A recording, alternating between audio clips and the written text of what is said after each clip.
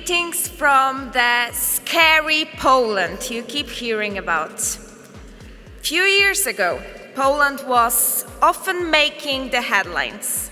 Law and justice was reported to destroy our democracy. So when the liberal Donald Tusk framed the elections as a fight between good and evil, it clicked in the Western media. But now you don't hear so much about Poland. Now you don't read alarming headlines about the authoritarian takeover of public media in The Guardian or El País. But the world is not a movie with the villain and the hero. Our current government is not the hero, but the same cynical, self-serving elite that have been keeping our country from progress for decades. What changed is the direction of the propaganda, because Tusk did take over public TV. Now it's his propaganda device. The now ruling liberals have painted themselves as progressives, but it's been almost 2 years and abortion is still illegal. Civil partnerships for LGBT plus people, non-existent. When Netanyahu was supposed to come to Poland, the government even passed a resolution that he won't be arrested. They broke our own constitution to suspend their right to asylum. And of course, withholding funding for public health care. And of course, they reward their political cronies with contracts in public companies. They side with developers, condemning young people to housing poverty. They push for deregulation in the interest of the rich. But you wouldn't read about it in the New York Times. You don't hear about it from your liberal NGO friends. This is the establishment in Poland. Two sides of the same coin. The nationalist conservatives versus the neoliberals who stole the progressive aesthetics and rendered it meaningless. That is why more and more people are fed up with the current political system. Every strategy plays out within a certain context, and this is our context.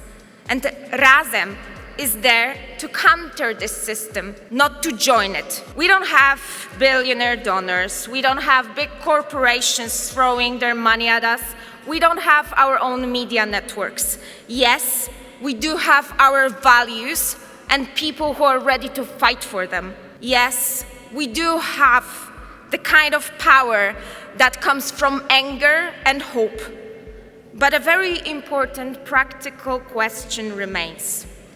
How can we win if the game is rigged? I cannot tell you how to get to the point where you form a majority government, because we're not there yet. But I can tell you how we managed to reach millions of voters who haven't heard of us before. If the words make you sound like a part of the establishment, it's time to unlearn them the hard way. If our language doesn't gain us voters, we don't change the voters, we change the language. Many people saw us as the part of the liberal political class, the one that lectured them, the one that looked down on them. And this is crucial, because no one wants to be lectured or corrected. No one wants to be looked down on with sympathy. No one really needs a left that bends over you with pity. I am marginalized and underprivileged. Therefore, I will vote for the left, said no voter ever. People want solutions. You can talk over people's heads about their reality, their troubles, their lives, and make it an example in your narrative. Even the best intentions don't fix the fact that you are not them. We are here to fix the problems, not the people.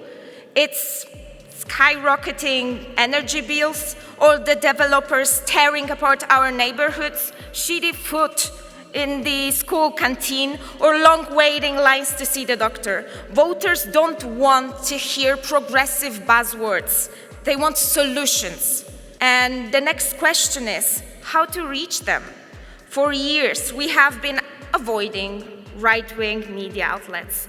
We've been self-righteously avoiding appearing next to the politicians who attack minorities, journalists who tailor all their questions and topics to amplify right-wing narrative. And we've been right.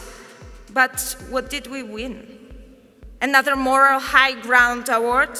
We left millions of people who were fed right-wing propaganda daily, without any counter, without any choice.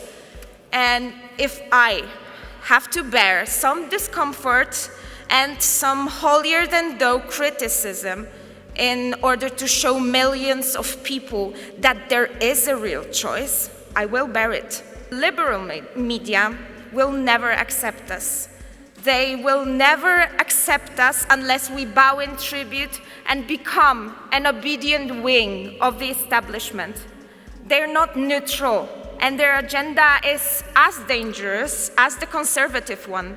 They will make sure that the rich become richer and that the millions of working people will not unite in solidarity against the system.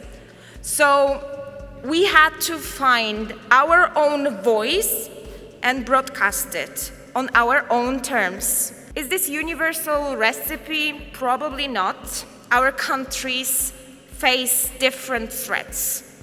Our neoliberal elites wear different masks. But my message is, we are not helpless. We can gain new ground.